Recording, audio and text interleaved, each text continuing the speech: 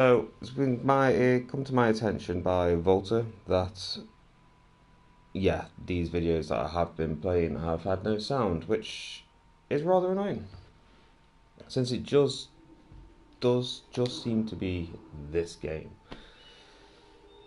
and I have absolutely no idea why.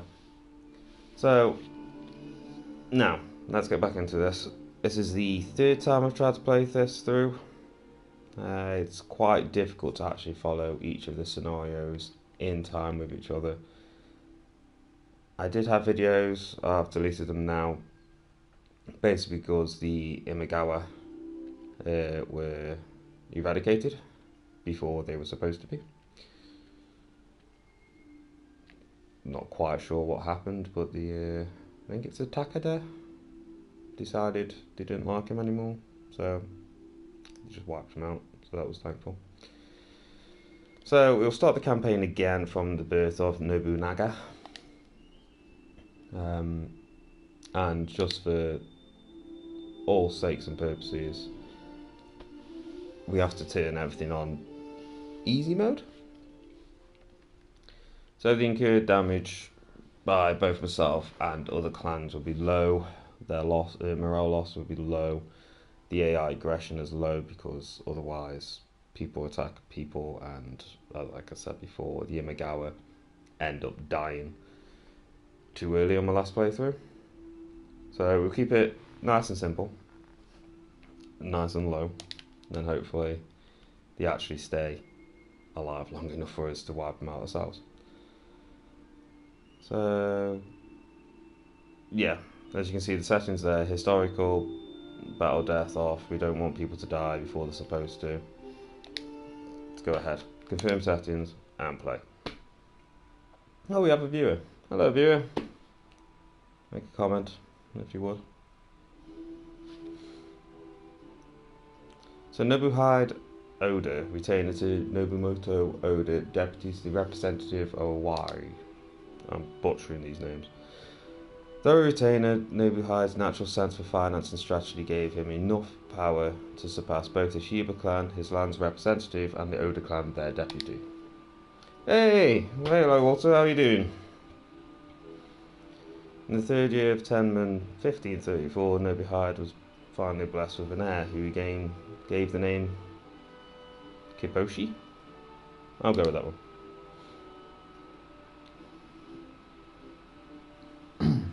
Nobuhide Oda. Masahide, have you heard of Kiboshi? I might just stop reading these out. Oh, striking, beautiful child. Now, Volta, can you actually hear any of the music going now? I'm doing well, thank you very much.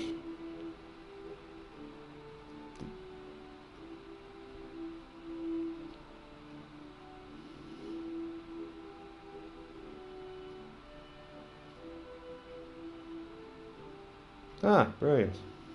Not sure why I wasn't recording then when I was not live streaming, but glad I sorted that out.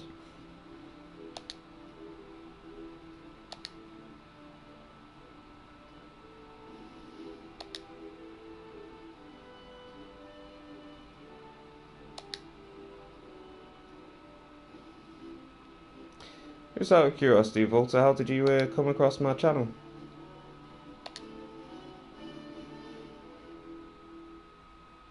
Were you searching up this game and then found me, or?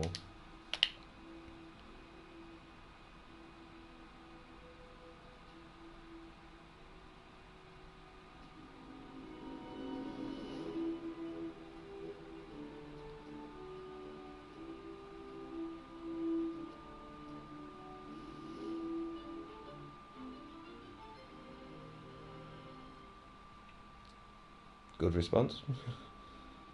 It turns out this is part of a long series of games. I only discovered that quite recently. So I'm guessing if you played the earlier games.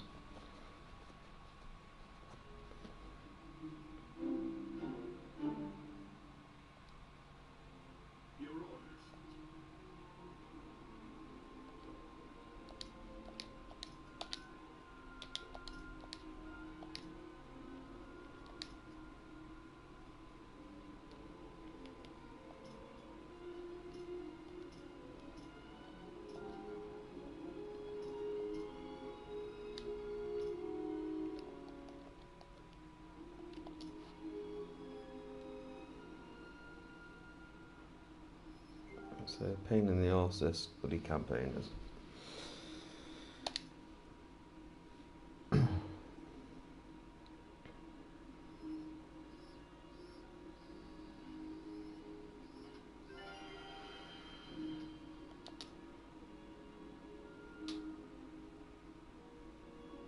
So where are you from, Volta?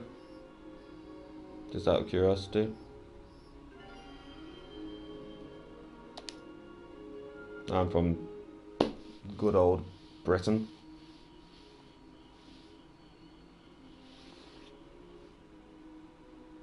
See, the Three Kingdoms. I've always wanted to play that myself. Ah, Brazil. Nice to see you. Can you imagine it's a bit better weather there than it is here? Looking out the window now, it's all just grey skies everywhere.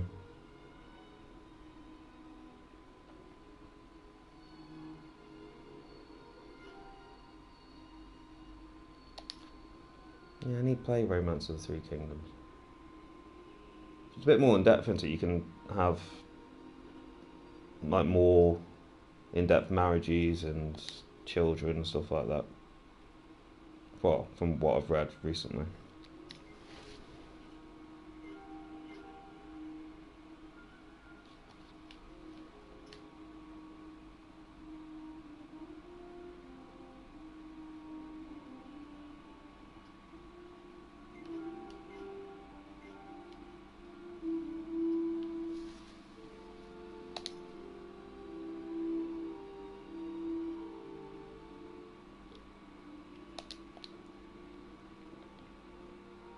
Oh, right, okay, so it's raining everywhere then. Happy days for everybody.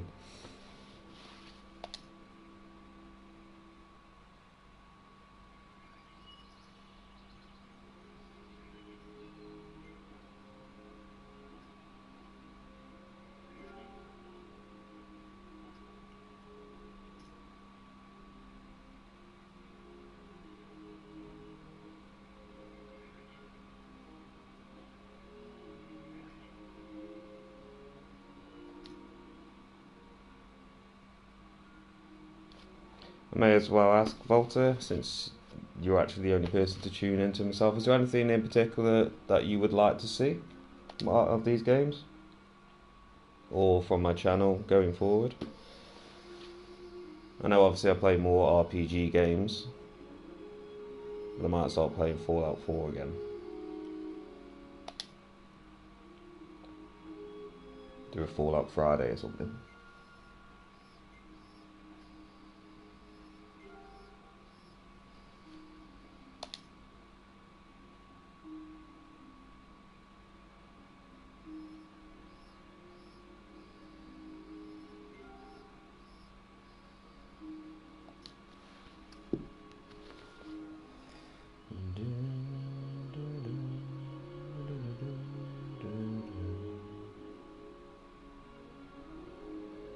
Cheers, dude, then. I'll carry on that normal.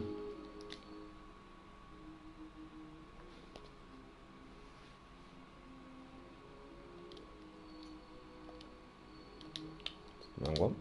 There we go.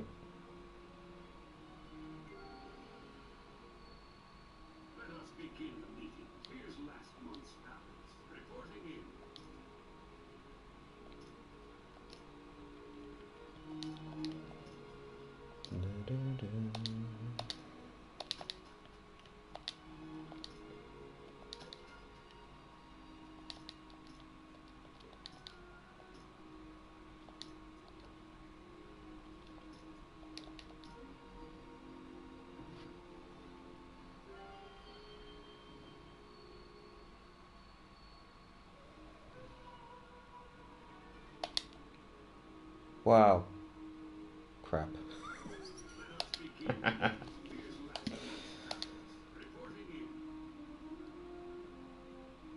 Does that mean I've got to restart? I think it might do. Boggery now.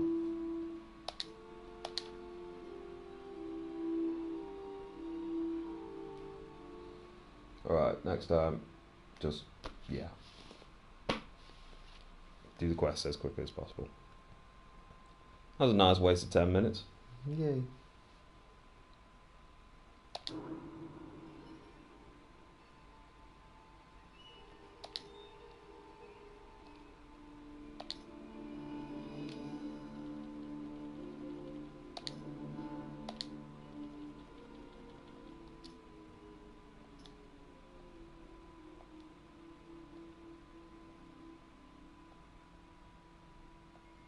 I thought I had more of a deadline to do that than I actually did.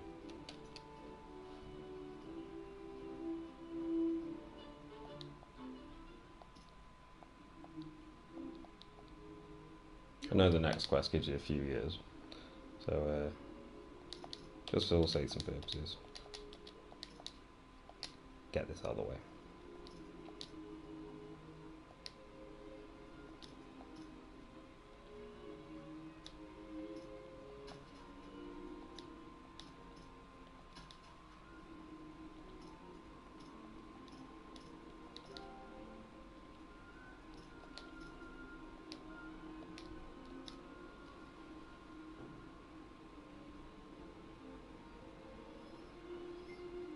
Oh, I should have built the roads then, shouldn't I?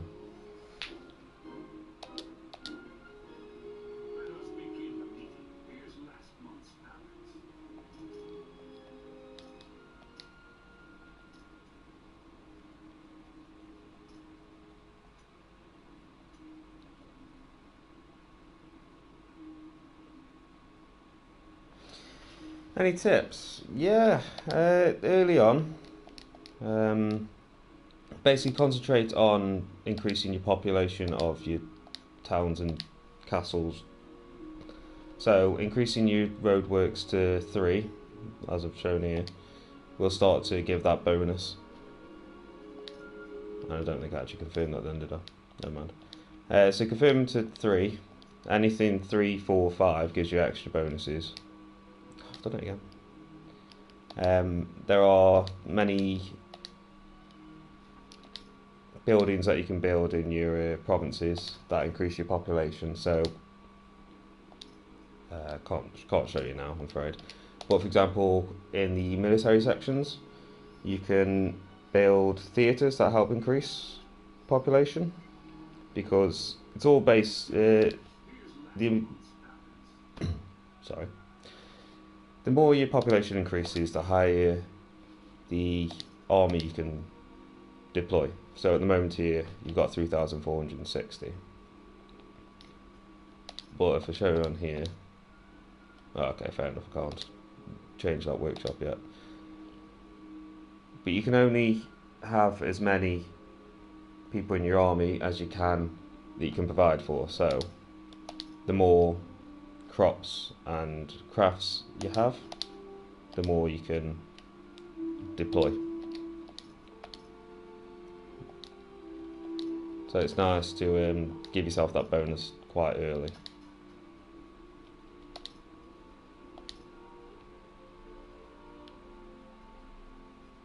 So for all these 3 at the moment, at least give the roads to level 3.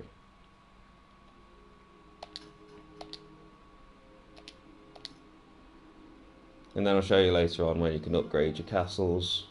I tend to give them a couple of annexes, annex and dual annex, and then change basically the palace to a residence, and everything like that increases your population. So you can increase your army. Plus, if your army does ever get defeated, then you get repopulated quickly.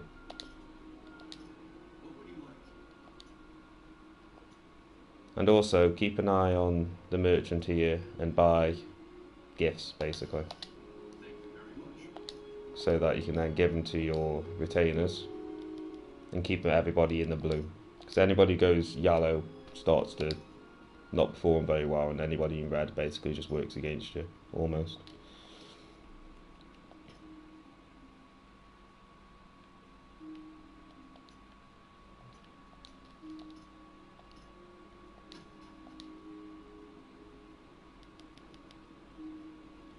I've run out of money. A good one to actually build in your towns for crafts is the rice dealer.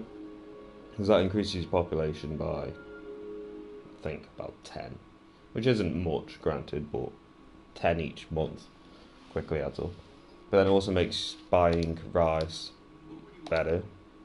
It also makes selling better, considerably better.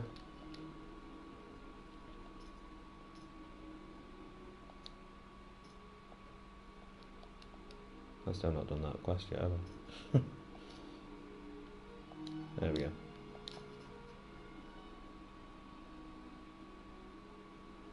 To be fair, until quite recently, it was quite a while since I played. But I always get drawn back to these type of games. I absolutely love them. I love the whole building up your people and just annihilating everybody else.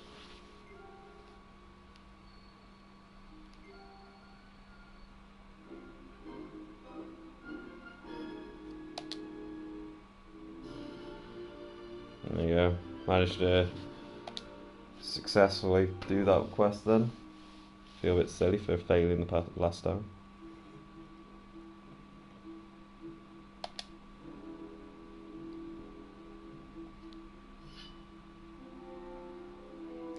The only issue is with this game, especially the campaign, is that it's extremely slow.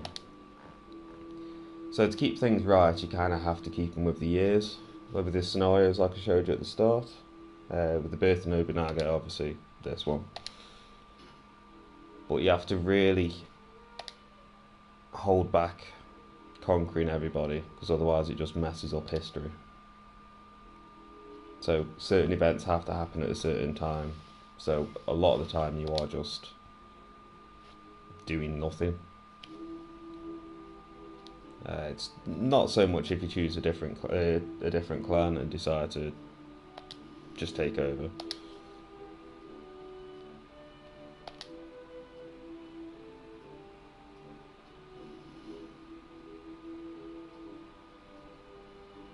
So this is the third time in a couple of weeks that I've started doing this campaign because I failed.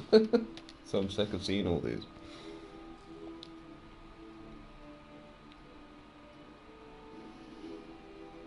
I do like the music though.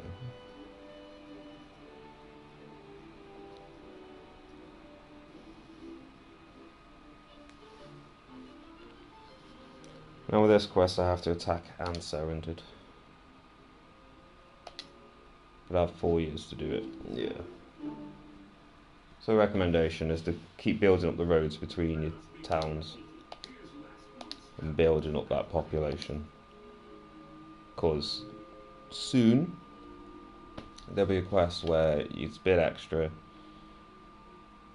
where you go against the Imagawa, and you could do with having over 10,000 people.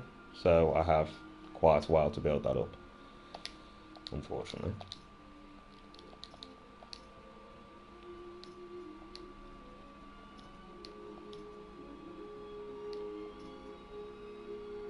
Also, with building up your population, it helps with your labour. So as you saw then, I delegated building up my towns and castles, and now I only have 2 of the labour, which you can see here where I'm generally gesturing at.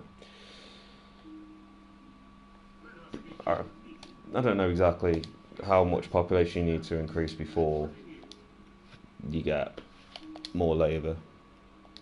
I think it might be every couple of thousand, but yeah.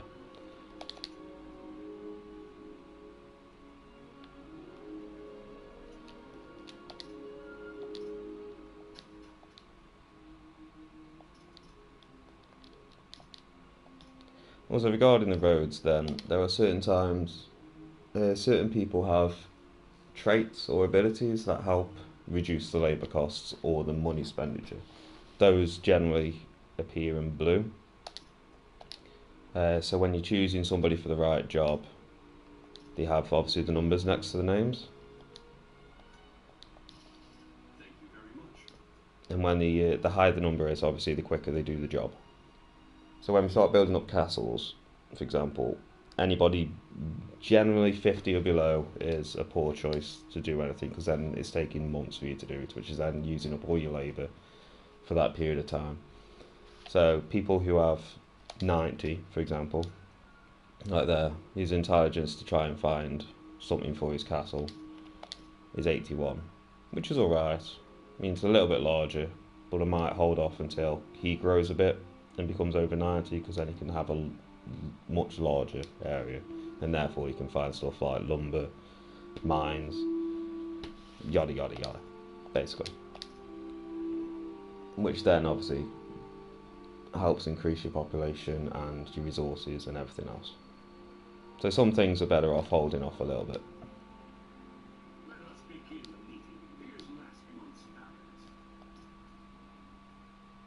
There we go. Let's have a look at that then. So to have the annex, first we need to upgrade to an earthen wall, which then increases the defense by 1000 HP.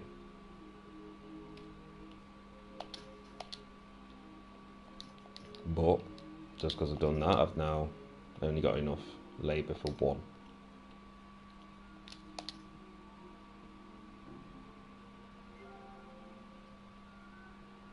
I would say so, yes. You can't really do much else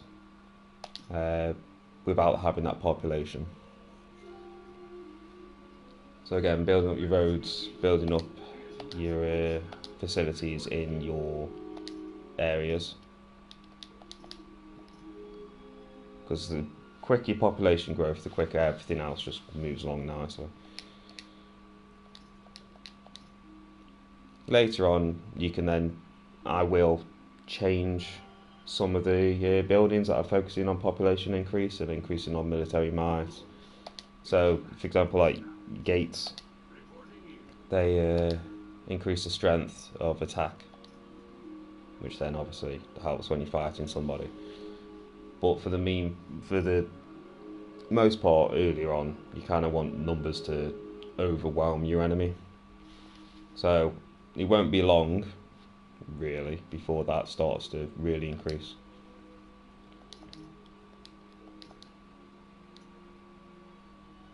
So again, you focus on crops and crafts.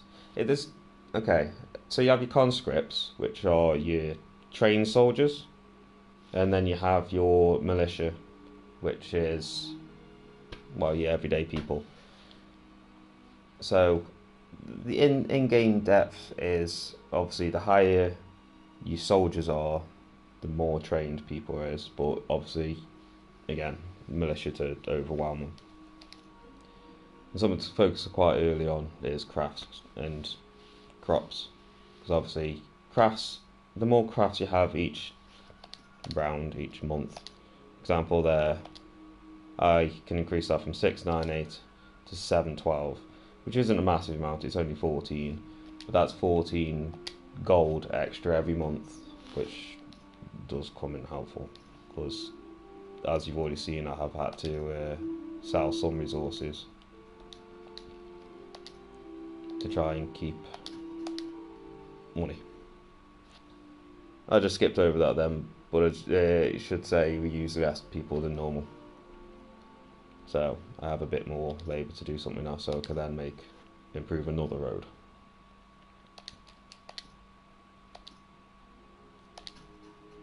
There you go again. So what's his name? Masahide Hirate. I do apologise for butchering these names. How do I check my people again? Officers. No. My clan.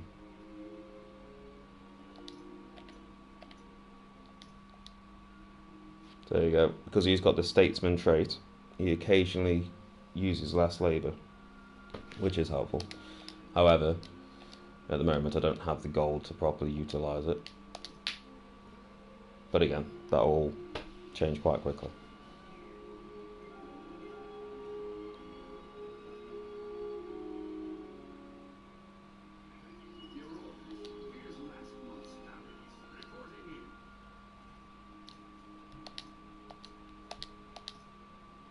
May as well take him on. Oh, okay.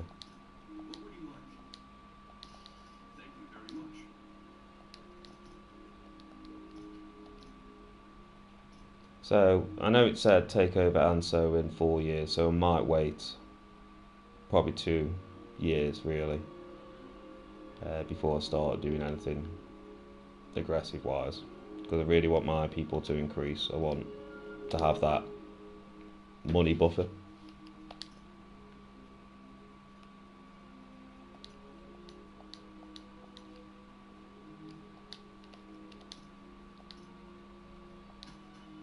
There you go. Again, he's got the statesman trait, obviously, so he can use less people than usual.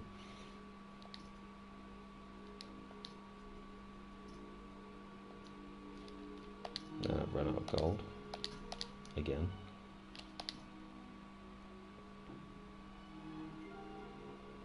And because I'm not going to be aggressive for at least a little bit, I'll let these tribes fall slightly in their appreciation of me.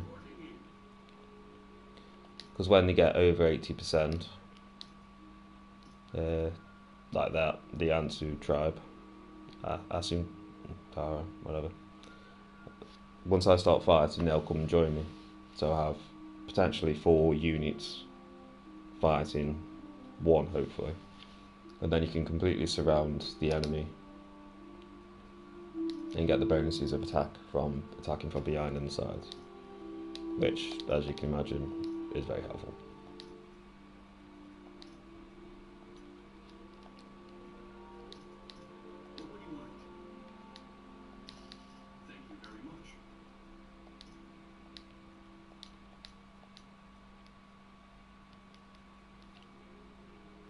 I probably should have specified that it's the only roads immediately connecting to a town that gives a benefit.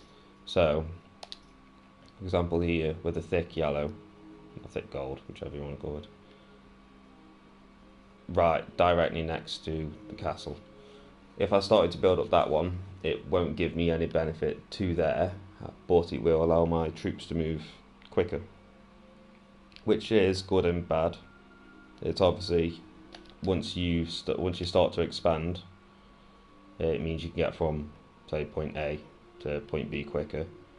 But low levels then stop them from getting to you quicker. So if they're invading your territory, a low level developed road will slow them down and give you that bit extra time to prepare. But obviously, as your size of influence increases, increasing the roads helps you get your strong army from the centre to your front lines.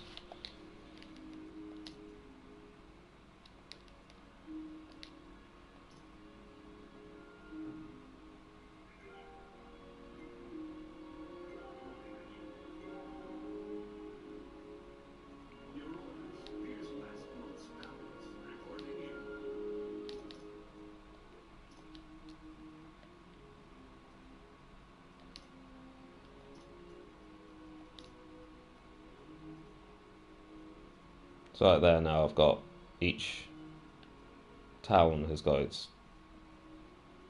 own roads connecting to it full. So that's getting the full benefit of population growth.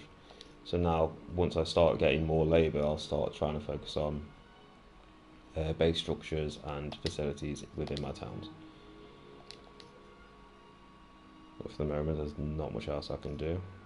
So I may as well just not do that. Delegate council to the retainers and let my population grow a little bit. So there you go, as it says, pops up there. The adjacent bases have grown due to road growth.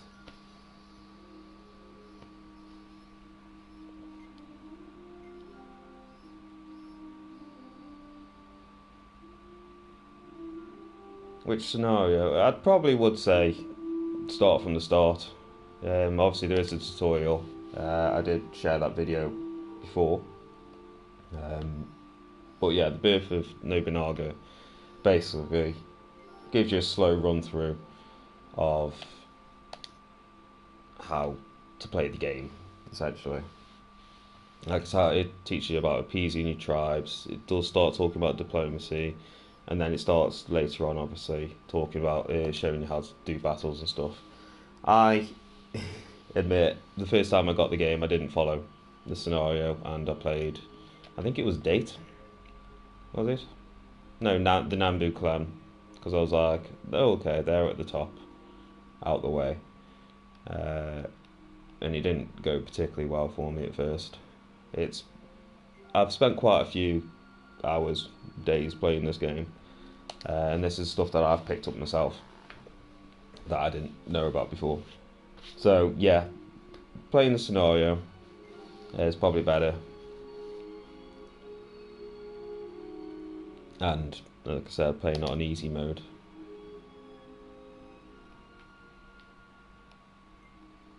Because then you're less likely to be attacked unless it's by historical events, in which case that gives you plenty of time to prepare.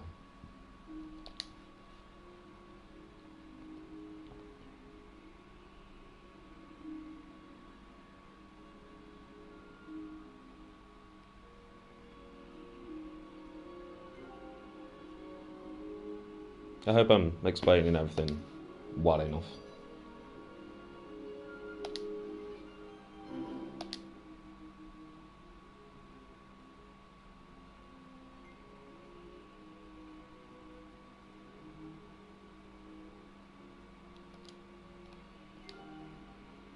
Oh, the fare can be changed. Alright, then I'll have a look what, and then I can talk about that a bit more. Yeah, brilliant. Okay, there you go as well. So because of increase the roads and everything else, we have now more people at Nagoya Castle. So I'll probably leave off.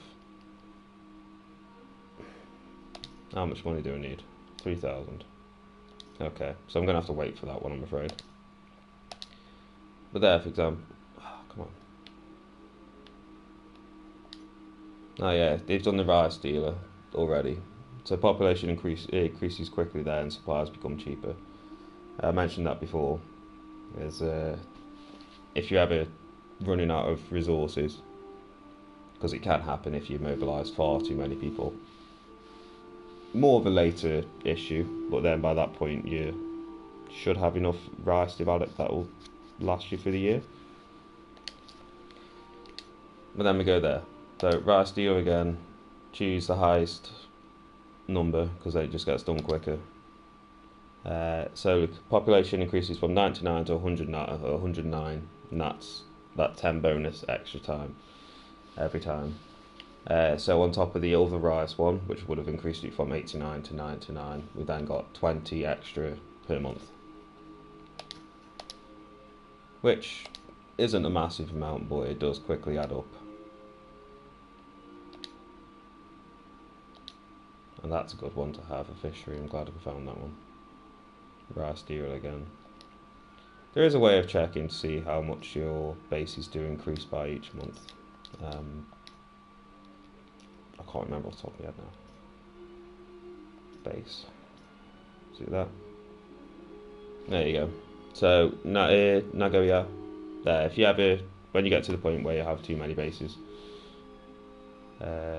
it's quick. It's an easy way of checking. Like Shobata. Do terrible with these names. Is only increasing by 68 a month. So compared to Nagoya, it's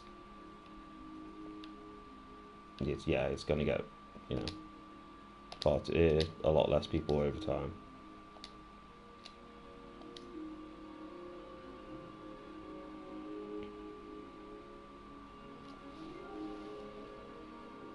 I have to double check what the deadline was for Anso Castle. I know it was 4 years. So quests. Deadline 1539. Okay, so we still have 3 years for that.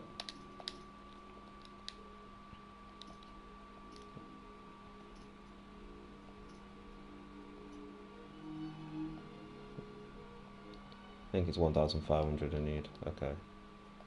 So once again, sell some food. Maybe not that much. 6, yeah, that'll do me. So Nagoya Castle, we increase the enclosure to an annex, which then, as it says there, increases health and population a little bit quickly. So if we get attacked the castle will last longer. Well, last longer slash the amount of people needed to be to take it under siege. So if we increase it to 5,500, for example, then if roles are reversed, they attacked me with their 2 cities there, that would only say 3,700. So they'd need a lot more people to take over that city. Well, they then can attack and storm the castle, but then they receive damage in return. So that's why I said it's best to increase your population. There you go, that's what I was waiting for. To increase your population, to increase the max size of your armies quickly, so you can surround castles a lot easier without having to have multiple people supporting you, because then that creates the drain on your food.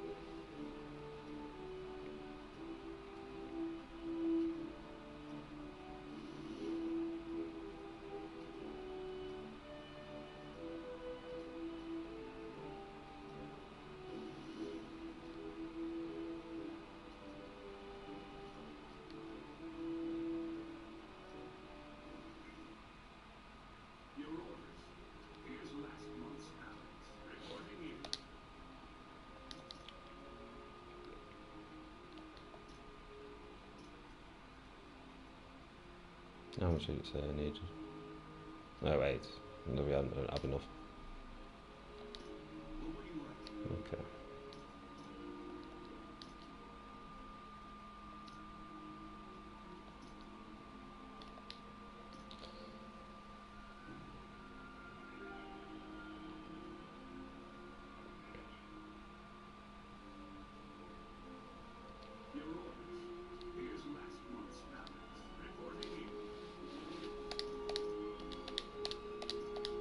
Again, I'm basically just waiting for time to pass, because there's not much else I can do at the moment. I could do the quest, but I have till 1539 to do it. I know it gives them extra time for increase their people and armies and everything, but with the settings it shouldn't matter too much.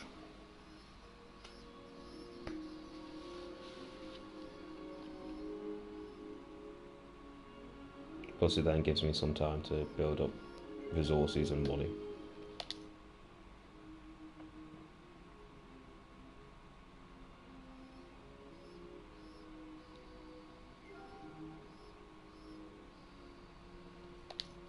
I think I'll wait till 1537 though, next year, probably springtime,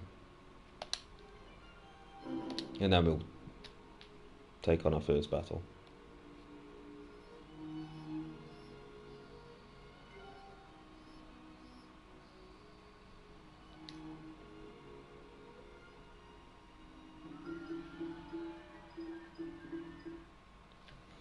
That's another thing, yeah, you get some random events there.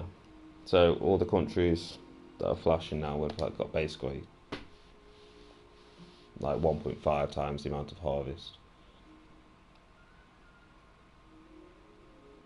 Wouldn't have minded it being me, but never mind.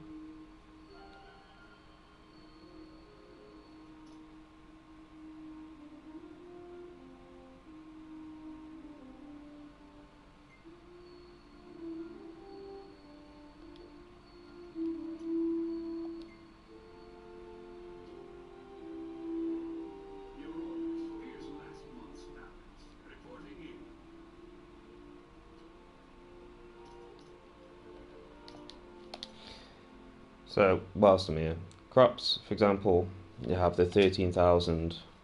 Well, I can increase that a fair bit. So 13,476. Now that is how much we'll get in the harvest come September time. So throughout the year, leading up to September, you kind of want to increase that. So when you do start to mobilise your units, they have food basically, because otherwise they starve and die. But a lot of the time, see, what I tend to do is just delegate it to the overseers. For example, they want to focus on crafts. But if you want a quick boost, you can always click conscripts, which then give you 130 people there. But as the more as your base gets developed, the less bonuses you get from them.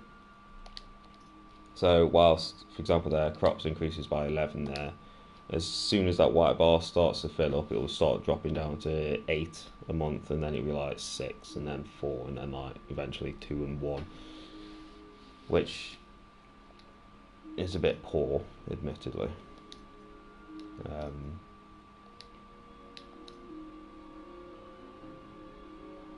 Oh yeah, I want to change that thing.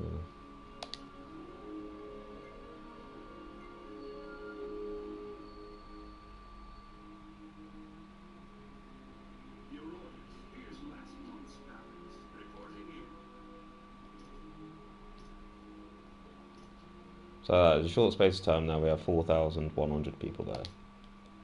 Let's just give them an extra 130. For when we do start battle, obviously the more people you have, the better.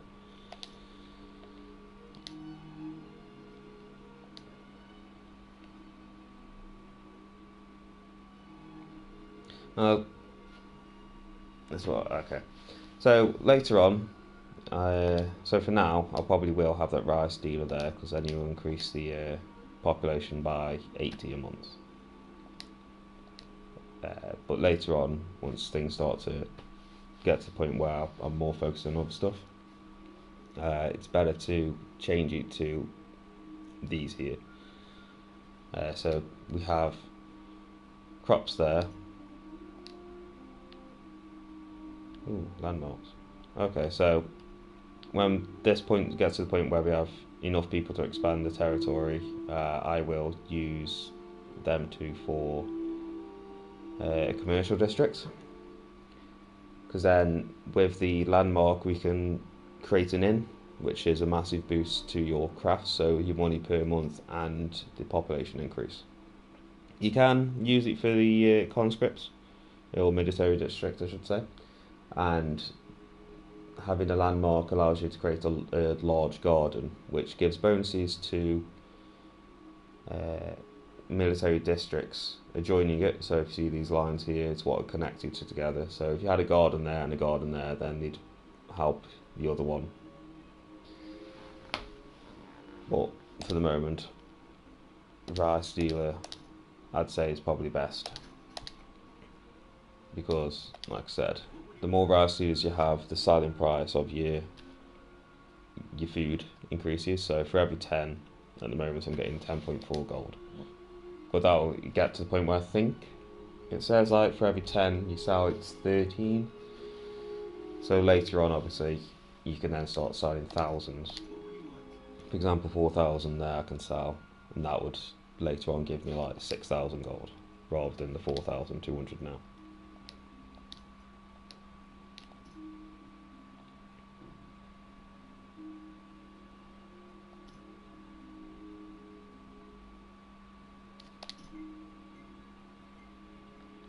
Now, the few times I've played this scenario, they will ask you to be your ally twice, and then they will always ask you to be a vassal, which means they submit themselves to you. So if they get attacked, you kind of have to support them. It's entirely up to you whether you want to. I think history-wise, I think they don't, and later on, when we start taking over people, we probably want to take over their bases themselves instead of letting them control them.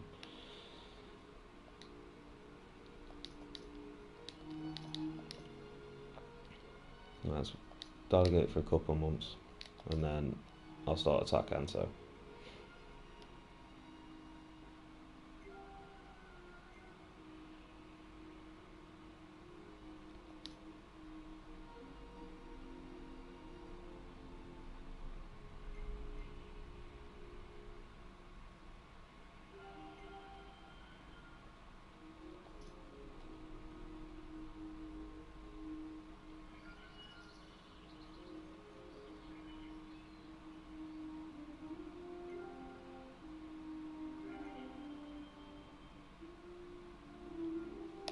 There you go.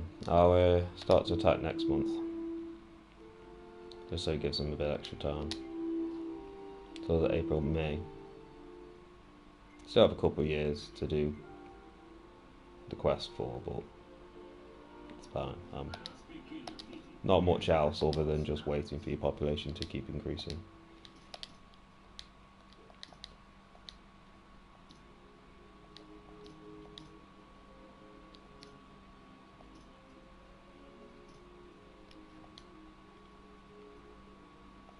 So again there, so we could upgrade a Great, which increases counter-attack damage, so if they try to storm our castle, we hurt them a bit more. Attack power units from this base slightly increases. I'm not too sure of the actual full numbers myself. I guess it's something you could probably find online, or if you played on the computer, yeah, you can actually get into the old codes and everything like that. So I haven't necessarily seen a benefit. I haven't seen what the benefit is. I know it does help, but it depends on your play style. So for the moment, I'll increase the stone walls, and then I'll increase the dual annex to get those people.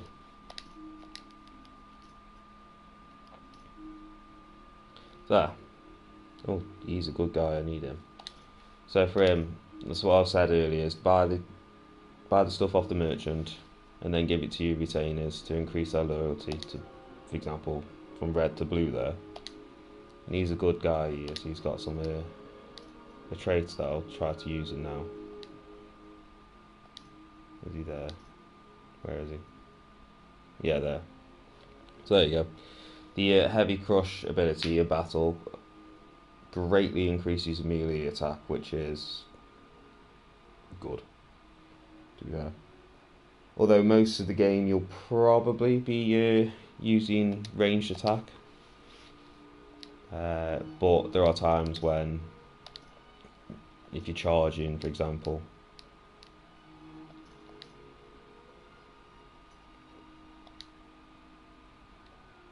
hang on, new base, there we go. Something I would also recommend is having at least 2, maybe 3 people per base. So if you ever do have to send someone else, there's someone at... Well, sorry, I'll change what I'm saying here.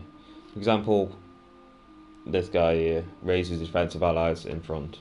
So it's nice to have a unit come out that has multiple abilities. So this guy, so if I say I had Marashide, Hirate and Hidesada together, that could be more of a supportive unit. So whilst their numbers would be less and I could use a different guy with a stronger army in front, I can then use their abilities to increase the stats of the attacking unit. So these could be providing support. I know I said I'd attack this round, but I'll wait till those people move. Right, slow it down. So now that we got there, we can put both of there. So, example, he cures surrounding confusion effects. So there are times where we might get charged or attacked and our people stand around doing nothing. I hate it when that happens. And this guy raises speed. So, it's useful. It's not the best ability going, but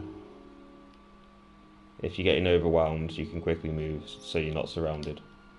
So it has got its good uses.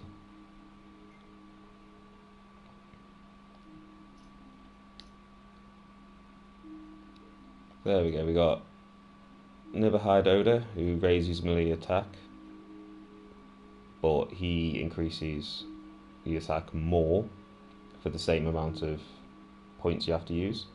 So he's arguably better than him. So he raises his defense, he raises attacks to people in front, and he raises his own attack. So I'll use those three instead.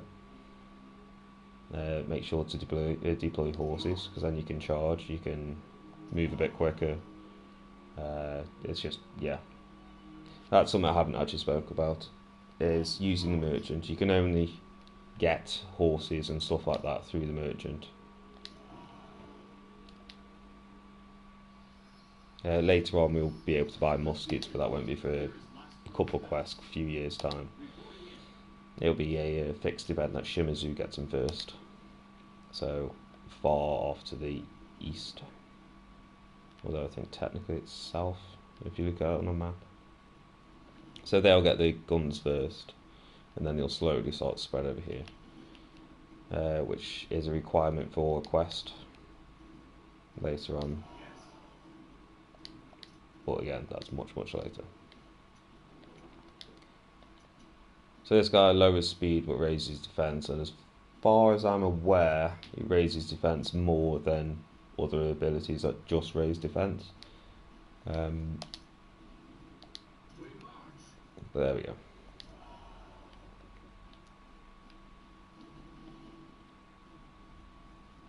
Oh, I forgot I was doing this.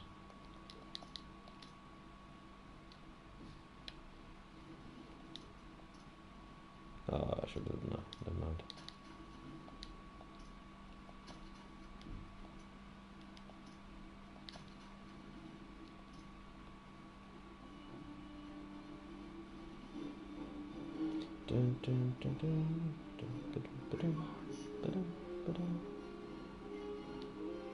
So there we go. We joined the battle. So I've got 9,200 people against their 2,900.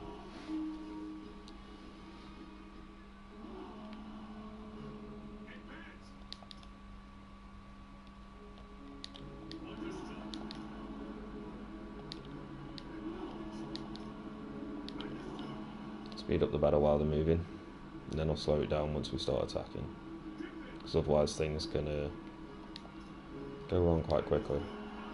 Right, there we go. So, okay, actually I'll change it. I'll send him attacking, and I'll use his ability to greatly raise the melee, and then use charge.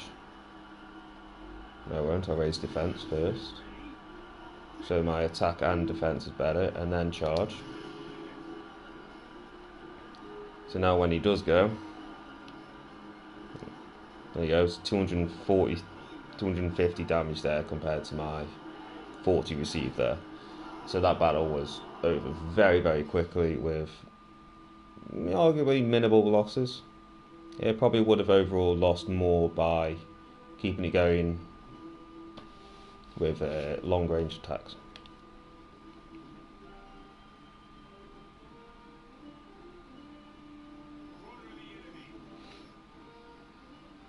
Yeah, he is. He's very good.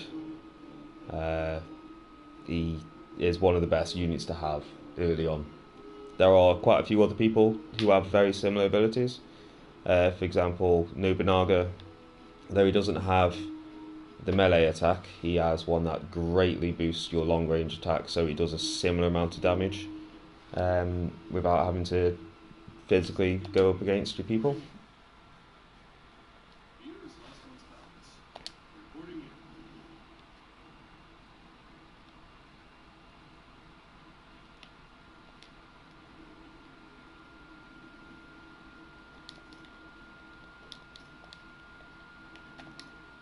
There's not much else I can do, is there now?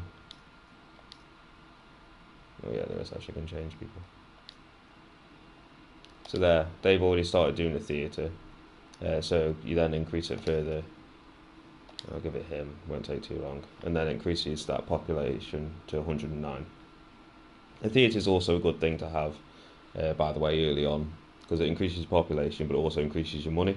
So the faculty income otherwise would have been 0, so I get 105 gold, whatever the actual coin is, extra a month.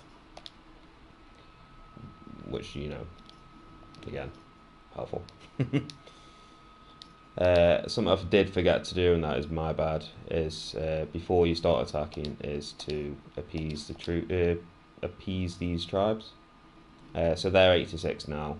As soon as I start the deploying month, because you have your develop month and then your attacking month. It's the same month, obviously.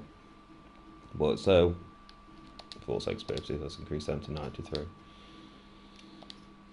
So now they should join us in a second, I imagine. And they will appear as green as an ally. There you go. So the Anatsu tribe have joined us there. They turn green because they're an ally, so I can't directly control them. But if it was in a battle, doesn't matter if you're allies or what, you can control them. The only people you can't control is obviously the enemy.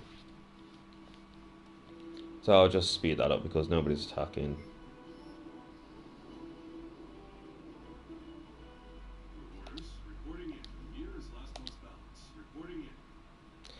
I shouldn't just skip over these, and I should explain what's happening here. So these are just obviously all your reports of sort of stuff that you've done. For example, Nobumitsu is his stats have increased, so all his political, his intelligence, all the stuff like that, which means he's then better at doing certain tasks.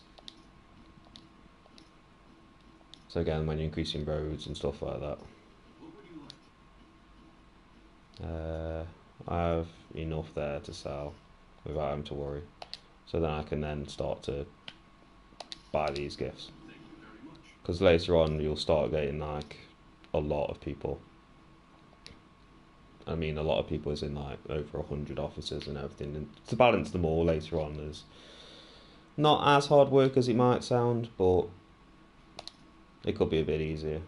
They start to dislike it if they lose battles. Which is, you know, a bit obvious.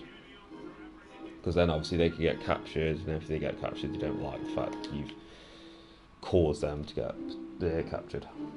Which then makes the loyalty and everything else go down.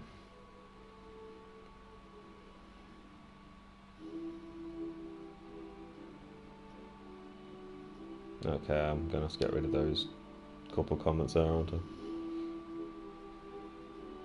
Don't click on whatever that's saying.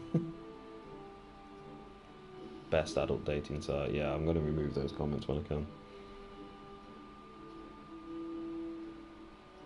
I'm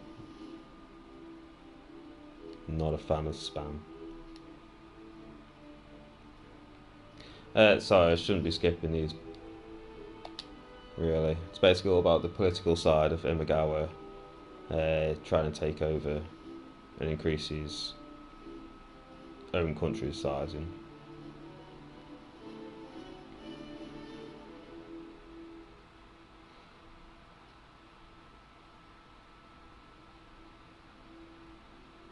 The Matsudaria, was that how you pronounce it? So basically, one of them, Imagawa, is attacking me whilst also trying to take over the people I've just taken over. So sometimes I think they can join forces, but for the most part it will just be Imagawa attacking you. Something I actually did forget to say is the popularity of your towns is important and something you should keep an eye on. So now I've just taken over Anso, so chances are the popularity for that will be a bit less because I've just taken over it. There you go, so 61 there. If it's in green, that's good, it's like a bonus if they're all happy with you. White is okay, and I think obviously if popularity goes too low, it goes red. They can start to rebel and revolt, so you don't get any money from them. You can't control the town. They start losing health and a lot of other stuff, and it's just something you should drastically avoid. It's hard, in a sense, really, to get them to get to that point. But it all depends on a few other things, like if you've just sent out all your people from that place. So, for example, if I had an officer there and I deployed them and they got wiped out, then the popularity of anti-show would drop. It also depends on the placement where the battle happens.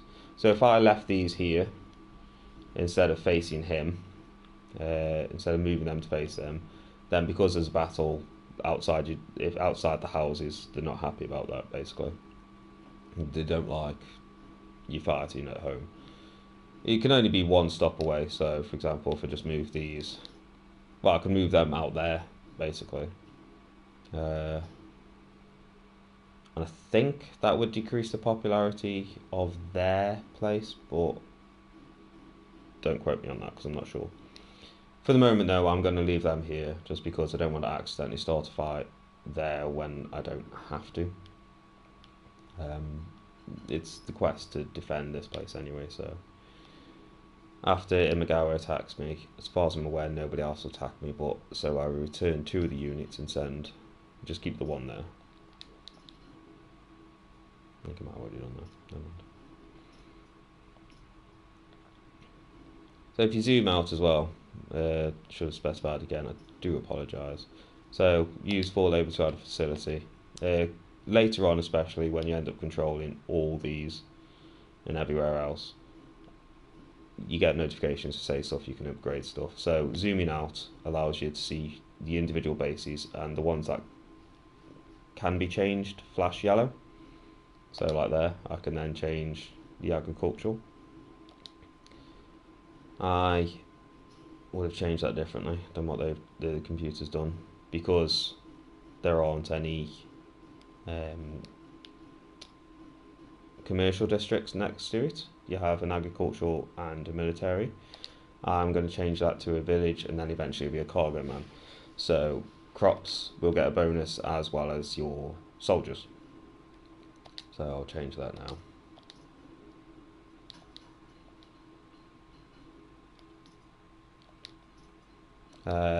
For this quest line, there are some guides online which I have to admit I am kind of following.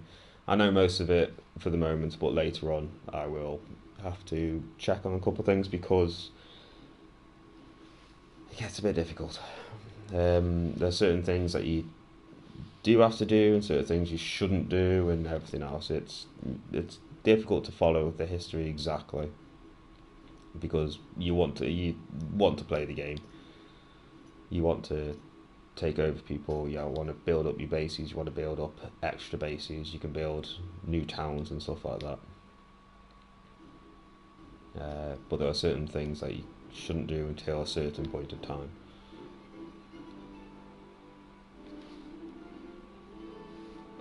So there we go, now they're preparing for battle. Are they going to join in? Are they going to ignore us? No.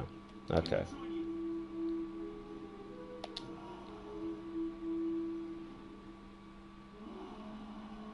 So I might do a similar thing to the last battle.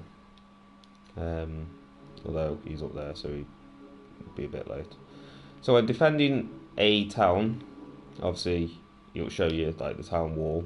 You have your gates and everything like that, which they can attack to damage your building. You have towers and stuff outside, which is useful when you're defending.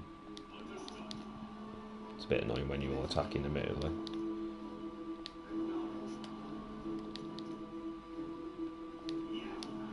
Because they do extra damage against you.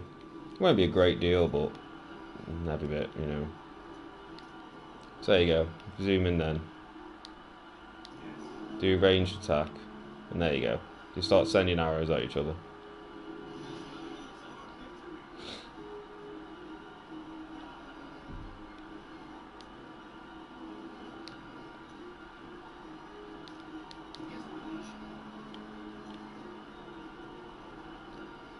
So there you go, they use their staggered firing to increase the range damage, so whilst we did have even numbers to begin with, I'm receiving more damage from them than I'm dealing, even with towers and stuff bonus.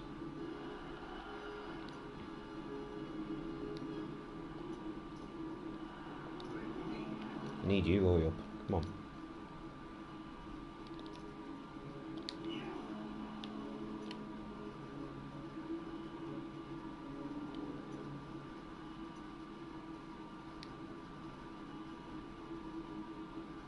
Come on, man.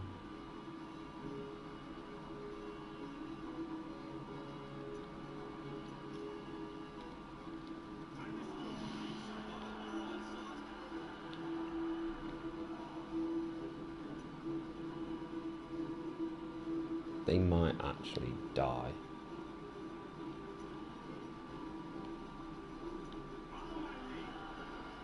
So again, I'm going to raise defense, then raise the attack, and do a charge. Yeah, may as well. And just like that, bam.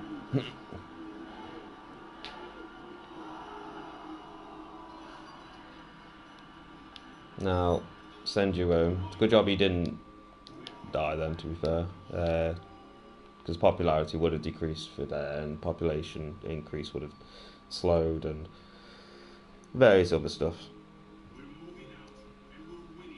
He shouldn't be attacking.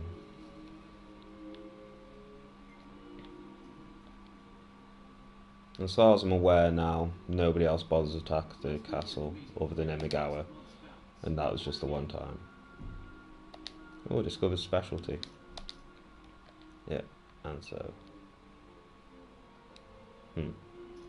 Can't do anything with it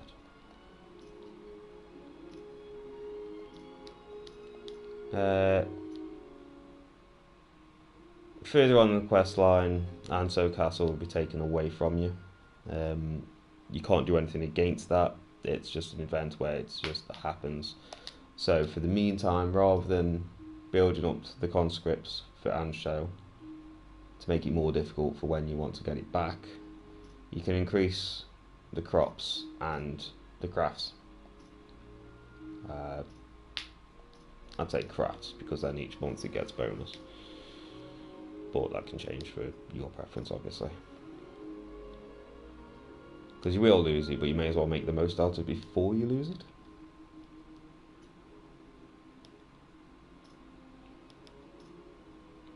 I need more people again. Right. So there you go. From a few different things I've done there, I've then increased it from, I think when we first showed you it was 90 something. So now it's on 150 every month increase.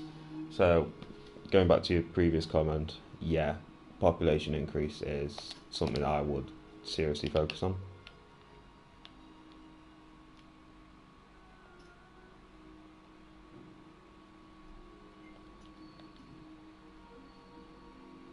Right, nobody's moving.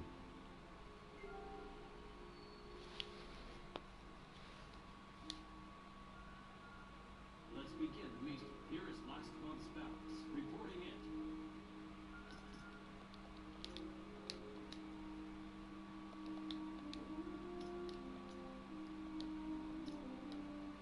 So yeah, for various other reasons, Ansho Castle, try and increase that. So I'm spending 100 this month to increase the money intake by 6. It's not a good handoff. But we should be able to keep that castle for a couple of years before that quest line happens. So it depends on what you think the best payoff is. You can just ignore it completely and then wait for them, for the people who take over, to then increase it before you take it back.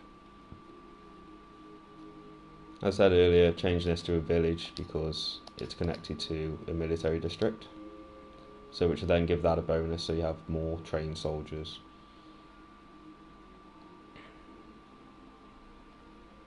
And what's that? we've got a landmark, which says either an inn to increase population increase or... Yeah. Now, however, something I did forget the last time I played is that you can upgrade this to full, all the areas, everything else, and then eventually it'll get changed. Like everybody moves from there into a different place.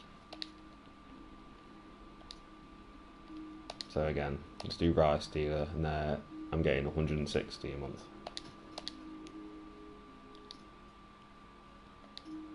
Don't think I'm bothering with roads. No, saves you money there.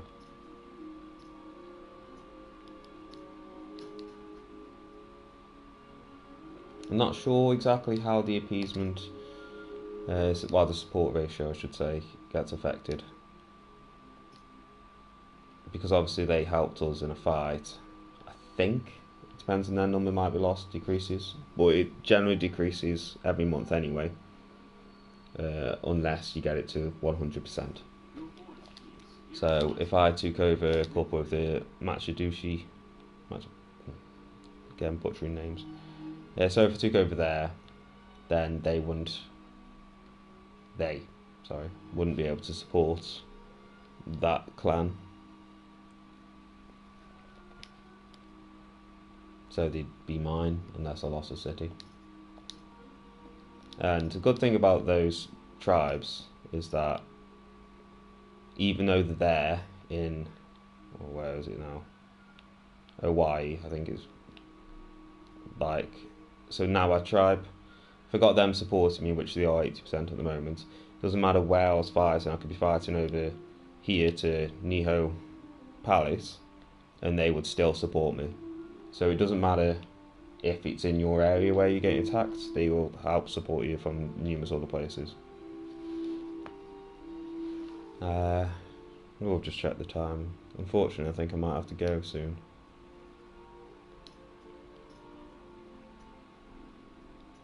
There we go, that's it. So crops A there. So we'll see here another. So the 10th district here. So we have crops E, crafts, and conscripts and F. So if I had enough population to increase my base again, I would choose crops here. Well, I'd choose crops anyway, because so far it's E, so you get 564 harvest. But because of various other things, like there, it makes adjacent districts suitable for crops. So therefore, that would probably turn it into a D, which then would give me plus 600, 700 maybe. But I'll see what I can see here. So I'm choosing orchard here to make other places better, which will give a bonus to that other agricultural district next to it, as well as the unused one.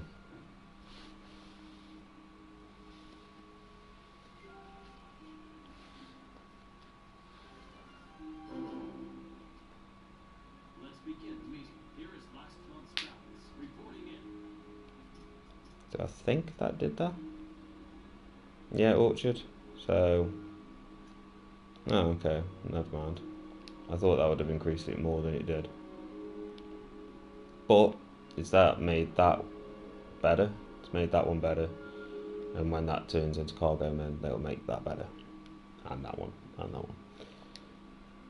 So there's a few things you need to focus on whilst you're upgrading your bases, and there's things you can do to help yourself, and there's a few things you can do to really shoot yourself in the foot a bit. How much money do we need? We should have space. 4,000. So again, sell some food. Thank you for your patronage. And then I'll use dual annex, which then increases my base by more. So they've got 8,000. So if they were to attack me, they'd need at least 8,000 troops before they did start to take over. But I'll increase my population to 170 there. So in a short space of time, I've increased it by 100 a month. And on that note, I am afraid I think I have to go. So I'm going to save the game. And yeah, I'll see if I can come back on later. I am on Twitter and such, although I don't tend to use it all that often. I'm not very sociable. So yeah, unfortunately, I'm gonna have to leave you. It's been nice having you here, Volta. Nice having a chat. Hopefully, next time I'm on here, you're on here, and we can carry on. So, ta-da.